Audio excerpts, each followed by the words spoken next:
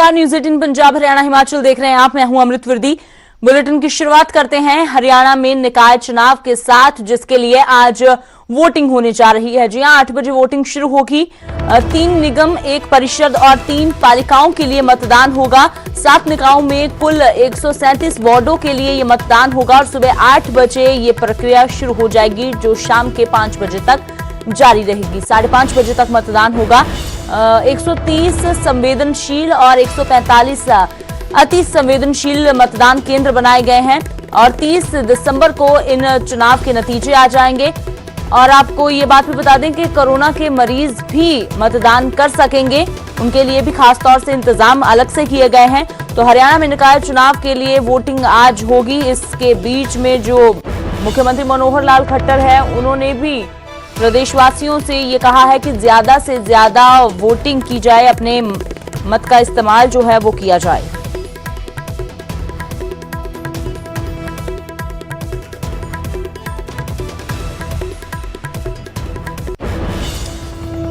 तो आज चुनाव होने जा रहे हैं और सीएम ने अपील की है कि ज्यादा से ज्यादा वोटिंग की जाए। तो हरियाणा में निकाय चुनाव के लिए आज मतदान होना है। 3 निगम, 1 परिषद और 3 पालिकाओं के लिए ठीक आधे घंटे में वोटिंग प्रक्रिया शुरू हो जाएगी, जो शाम के 5:30 बजे तक चलेगी। चुनाव प्रक्रिया को लेकर राज्य चुनाव आयुक्त दिलीप सिंह से खास बातचीत की न्यूज 18 संवाददाता मनोज कुमार ने। के राज्य चुनाव आयुक्त दिलीप सिंह मौजूद हैं, उनसे जानेंगे किस तरीके से प्रक्रिया पूरी रहने वाली है और खासकर 3 नगर निगम जहां पहली बार चुनाव हो रहे हैं, जब सरकार ने मेयर का चुनाव सीधा कराने का फैसला लिया था उसके बाद। सर, किस तरीके से इस बार तैयारी रहने वाली है? मतदान प्रक्रिया के लिए क्या तैयारी आपने की है? जी हाँ, अम्बाला, पंचकुला, सोनीपत और रेवाड़ी और कुछ अन्य स्थानों पर म्यूनसिपैलिटीज़ के चुनाव कराए जाएंगे, म्यूनसिपल कॉर्पोरेशन के चुनाव कराए जाएंगे। इसके लिए हमने सभी प्रकार की तैयारियां कर ली हैं। चुनाव ईवीएम के द्वारा कराए जाएंगे और जो हमने 3 ऑब्जर्वर भी लगाए हैं वहाँ पर।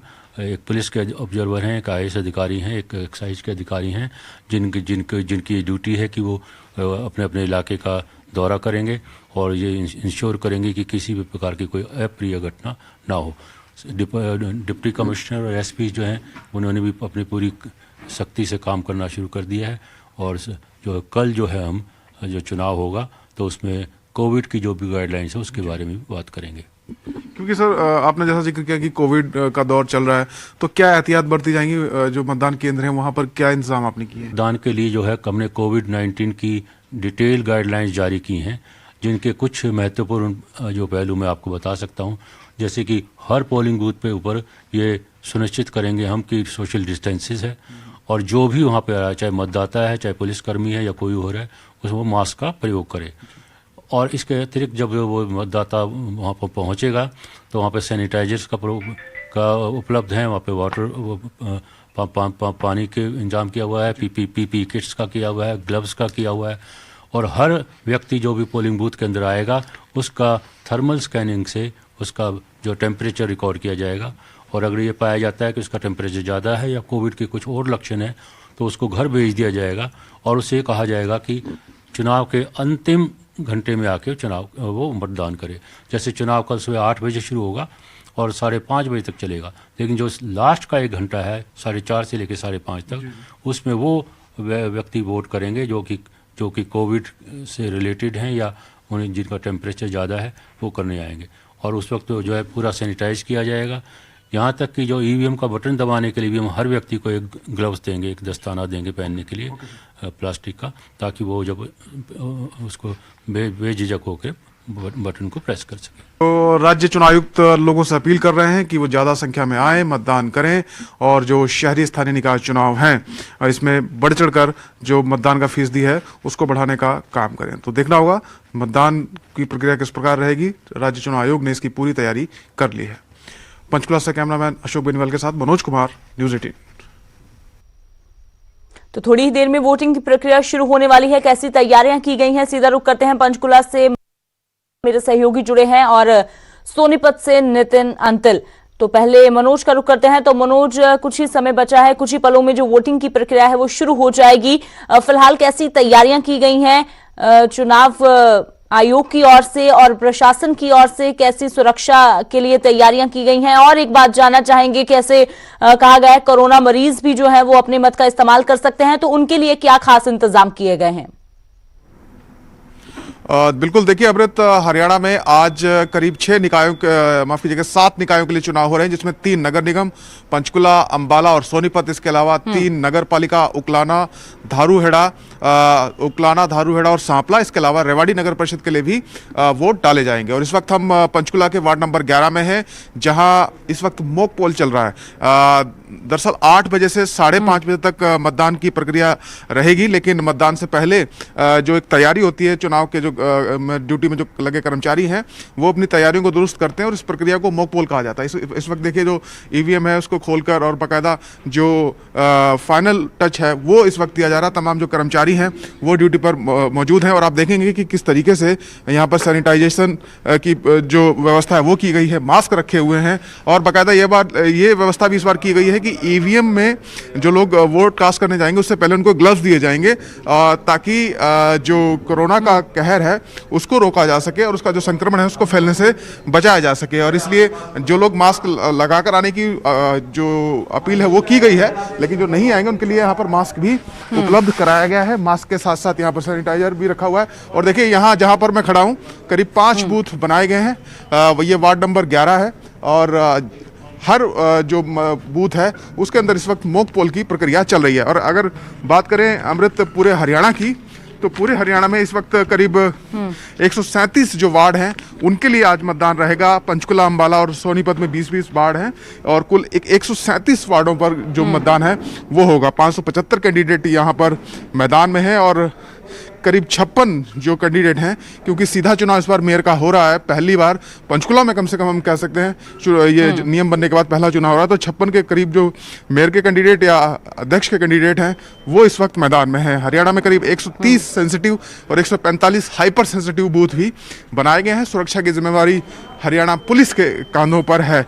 और जैसा कि आपने भी जिक्र किया, इस बार कोरोना के जो मरीज हैं या कोरोना के बीमारी के लक्षण वाले जो मरीज हैं उनके लिए भी मतदान की जो व्यवस्था है वो की गई है। उनके लिए शाम का जो आखिरी घंटा है यानी कि 4:30 बजे से 5:30 बजे तक ऐसे मतदाता जिनमें कुछ ऐसे लक्षण हैं या संभावित मरीज हो सकते हैं या कोरोना के मरीज हैं वो आकर अपना मत डाल सकते हैं। जी मनोज, तो अपनी तैयारियां तो कर ली गई हैं, अब बारी लोगों की है कि वो अपने वोट के हक का कितना इस्तेमाल करते हैं। तो नितिन अंतल भी मेरे सहयोगी जुड़े हुए हैं सोनीपत से। तो नितिन, कैसी तस्वीरें, कहां पर हैं आप? क्योंकि काफी अहम है, 3 निगम, 1 परिषद और 3 पालिकाओं के लिए चुनाव हो रहे हैं और सीएम की ओर से भी अपील की गई है कि ज्यादा से ज्यादा वोट का इस्तेमाल किया जाए। जी बिल्कुल, सोनीपत में मैं आपको बता दूं, फिलहाल मेरी मौजूदगी बूथ नंबर 115 से 119 यानी कि जहां मेरी मौजूदगी है वहां पर 4 बूथ बनाए गए हैं और पुलिस की ओर से तैयारी पूरी कर ली गई है। 245 बूथ सोनीपत में बनाए गए हैं और सोनीपत में सबसे बड़ी बात यह है कि सोनीपत पहली बार नगर निगम बना था और उसके बाद 6 साल बाद पहली बार चुनाव होने जा रहे हैं, जिसमें से 20 वार्ड बनाए गए हैं। सबसे अहम जो यहाँ पर देखा यह जा रहा है, क्योंकि जो सबसे बड़ा इफेक्ट है वो यहाँ पर जो फाइट है कांग्रेस है और बीजेपी में ही दिखाई दे रही है। जबकि बात करी जाए पुलिस प्रशासन की, हालांकि संख्या तो नहीं बताई गई कि कितनी फोर्स तैनात है, लेकिन ये कहा गया कि पर्याप्त जो पुलिस है वो तैनात कर दी गई है किसी भी स्थिति से निपटने के लिए। वहीं पुलिस अधिकारी हैं या फिर सोनीपत के डीसी हैं, उनके द्वारा भी अपील लोगों से की गई है कि वो ज्यादा से ज्यादा मतदान करें और अपना जो प्रत्याशी है उसको चुने। वहीं 1 घंटा जिनका टेम्परेचर ज्यादा है या कोरोना पॉजिटिव है उनके लिए रखा गया। थोड़ी देर के बाद मतदान शुरू होगा। मेरे पीछे आप तस्वीरें देखिए कि पुलिस की तैनाती की गई है और उसके साथ ही बूथ नंबर आपको दिखाई दे रहा होगा 115A और 116 है, जहां पर पुलिस खड़ी कर दी गई है। और उसके दूसरी तरफ ही जो बूथ नंबर 119 बनाए गए हैं, 4 बूथों पर मौजूदगी है। लेकिन कहीं ना कहीं जो पुलिस है, सोनीपत पुलिस के सामने एक बड़ी चुनौती आज जरूर है, क्योंकि जो पुलिस फोर्स है वो बहुत कम है, क्योंकि जो आंदोलन है वो भी सिंगू बॉर्डर सोनीपत में ही चल रहा है, जिसके चलते जो फोर्स है वो उसकी पर्याप्त की बात जरूर की गई कि पर्याप्त मात्रा में मौजूद है। लेकिन आपको ये भी बता दूं कि बीजेपी के लिए एक बहुत बड़ी जो कठिनाई ये भी सामने आ रही है, क्योंकि आंदोलन पिछले 1 महीने से सिंगू बॉर्डर पर चल रहा है और इसी बीच आंदोलन चल रहा है और इसी बीच चुनाव है। तो कहीं ना कहीं बीजेपी के लिए इस चुनाव आंदोलन के बीच अपने प्रत्याशी को जिताना एक जो कड़ी चुनौती जरूर मानी जा रही है। जी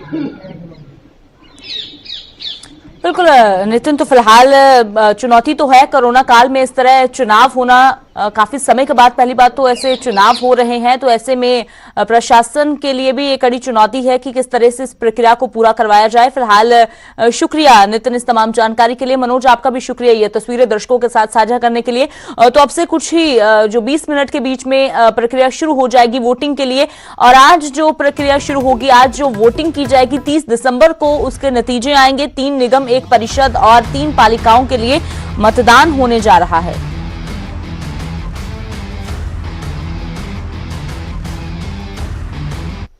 और अब बात करते हैं किसान आंदोलन की, जो लगातार जारी है। और इसी बीच बड़ी खबर आपको बता देते हैं कि किसानों ने बातचीत का वक्त और तारीख तय कर ली है। जी हां, 29 दिसंबर को केंद्र सरकार के साथ बातचीत होगी। सुबह 11 बजे विज्ञान भवन में बैठक होगी।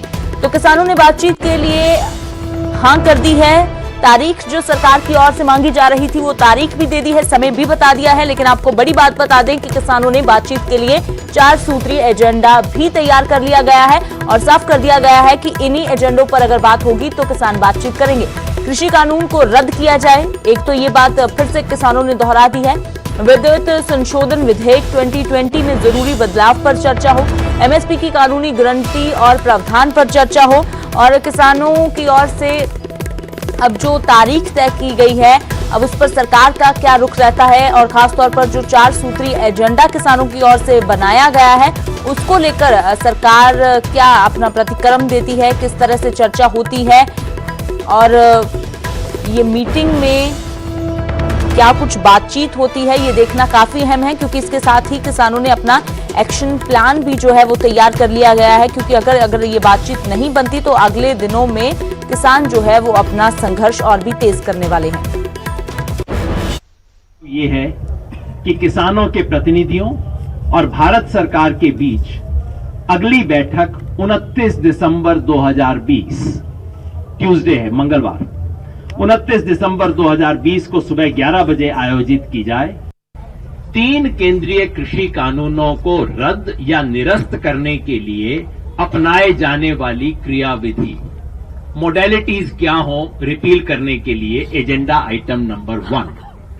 आइटम नंबर 2, सभी किसानों और कृषि वस्तुओं के लिए राष्ट्रीय किसान आयोग जिसे हम स्वामीनाथन कमीशन भी कहते हैं, द्वारा सुझाए लाभदायक एमएसपी पर खरीद की कानूनी गारंटी देने की प्रक्रिया और प्रावधान। 3, राष्ट्रीय राजधानी क्षेत्र और आसपास के क्षेत्रों में वायु गुणवत्ता प्रबंधन के लिए आयोग अध्यादेश 2020, सरकार का नाम है जी, लंबा माफ करना।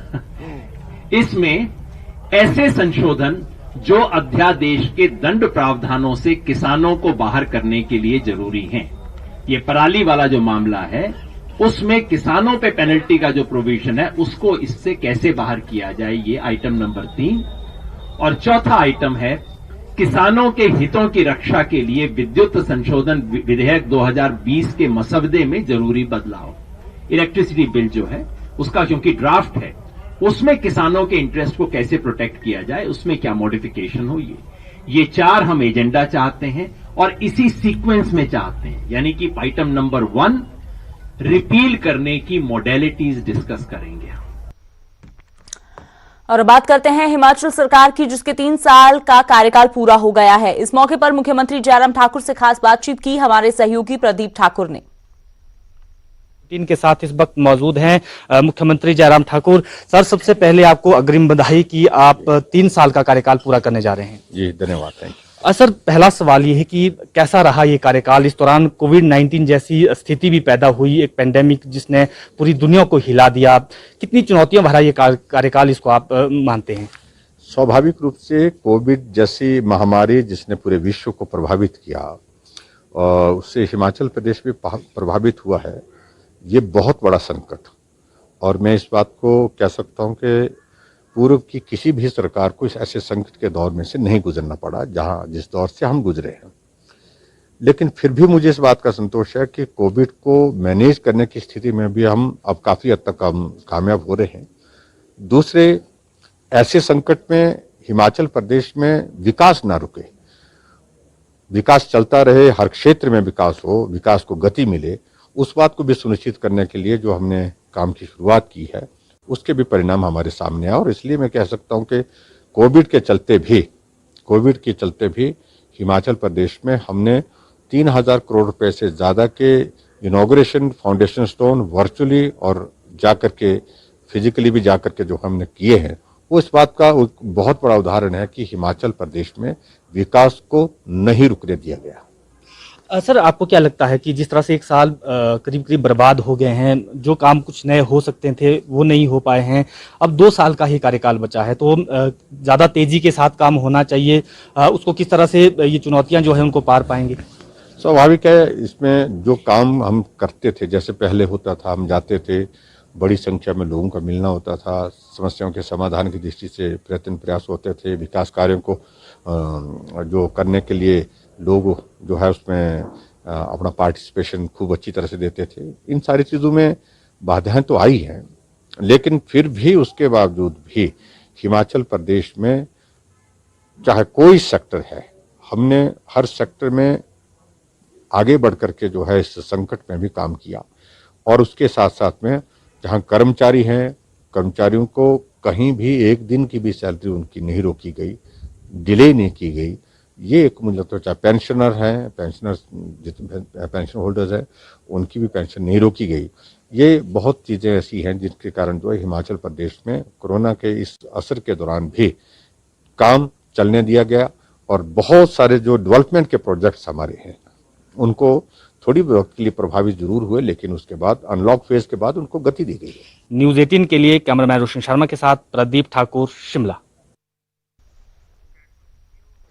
तो सीधे चलते हैं, प्रदीप ठाकुर मेरे सहयोगी शिमला से जुड़े हैं। तो प्रदीप, 3 साल का कार्यकाल पूरा हो गया है, हालांकि दावा तो जयराम ठाकुर की ओर से किया जा रहा है कि हमने पहले भी काम किया और काम हमने कोरोना काल में भी रुकने नहीं दिए। फिलहाल जो हकीकत है वो क्या कहती है, इन दावों के साथ मेल खाती है? बिल्कुल अमृत, देखिए अगर बात करें जयराम सरकार के 3 साल आज पूरे हो रहे हैं। 27 दिसंबर 2017 को हिमाचल प्रदेश के मुख्यमंत्री के रूप में जयराम ठाकुर ने शपथ ली थी और आज 3 साल पूरे किए जा रहे हैं। तो इसको लेकर एक कार्यक्रम जो है वो सरकार की तरफ से रखा गया है। हालांकि कोरोना काल है और ऐसे में ज़्यादा संख्या को भी नहीं जुटाया जा सकता है, इसी वजह से वर्चुअल माध्यम से ये कार्यक्रम होगा पीटर हॉफ में। और इसमें जो है दिल्ली से भी जो केंद्रीय रक्षा मंत्री राजनाथ सिंह है वो मुख्य वक्ता के तौर पर मौजूद रहेंगे और भाजपा के राष्ट्रीय अध्यक्ष जेपी नड्डा वो भी मौजूद यहां पर रहेंगे।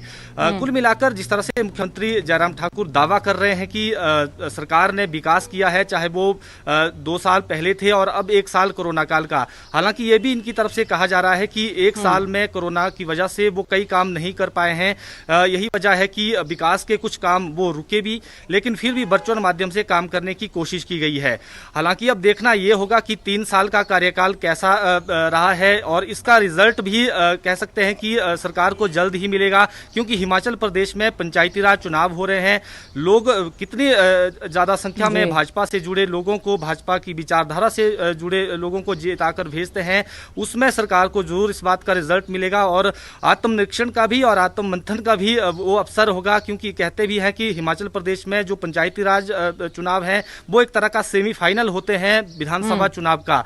हालांकि सरकार की तरफ से लगातार ये दावे किए जा रहे हैं। चुनौतियां बेशक सरकार के पास रही, लेकिन कई जगह ऐसी भी देखने को मौका मिला है, कोरोना काल में भी देखने को मिला कि सरकार के ऊपर विपक्ष भी हावी होता नजर आया। कई जगह सरकार को फैसले पलटने पड़े, बार बार फैसले पलटे गए। तो ऐसे में ये कई ऐसी बातें हैं जो सरकार के खिलाफ नेगेटिव भी रही है, लेकिन फिर भी सरकार की तरफ से ये दावा जरूर किया जा रहा है कि उनकी तरफ से कोरोना काल में पूरा जो है वो जी जान से कोशिश की गई है। और उससे पहले भी जो काम हुए हैं, चाहे हिमाचल प्रदेश में इन्वेस्टर मीट की बात हो, उसके जरिए भी निवेश लाने की कोशिश यहां पर की गई है। कर्ज प्रदेश में लगातार बढ़ रहा है और इसको लेकर मुख्यमंत्री भी कह रहे हैं कि कर्ज हमें विरासत में मिला है। 48,000 करोड़ रुपए का कर्ज विरासत में कांग्रेस पार्टी छोड़कर गई थी और आगे भी विकास कामों के लिए कर्ज लेना पड़ रहा है।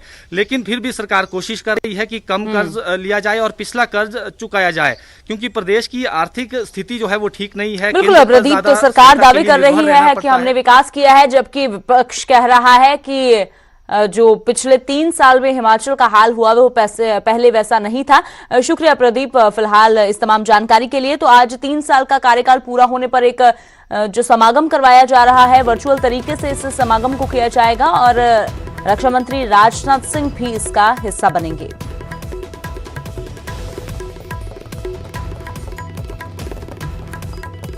और बात करते हैं नए साल के जश्न की, जिसकी तैयारी अभी से शुरू हो गई है। न्यू ईयर के लिए पहाड़ों की रानी शिमला पूरी तरह से पैक हो गई है। कोरोना संकट के बीच भी बड़ी तादाद में पर्यटकों के आने का सिलसिला जारी है। छोटे बड़े सभी होटल्स और गेस्ट हाउस पैक हो गए हैं। ज्यादातर होटल्स में एडवांस बुकिंग हो चुकी है और पिछले 2 दिनों में 15,000 से ज्यादा गाड़ियां भी शिमला पहुंची हैं, जिससे जगह जगह जाम की समस्या भी खड़ी हो गई है। उधर मौसम विभाग ने 27 और 28 दिसंबर को बारिश और बर्फबारी की आशंका जताई है। निचले इलाकों में बारिश, मध्यम और ऊंचाई वाले क्षेत्रों में बर्फबारी होने की उम्मीद है। बर्फबारी से न केवल पर्यटन क्षेत्र को बल्कि किसानों, बागबानों को भी राहत मिलेगी। सेब के लिए दिसंबर में होने वाला हिमपात वरदान माना जाता है और इसके साथ ही पर्यटकों के लिए भी एक सौगात होगी।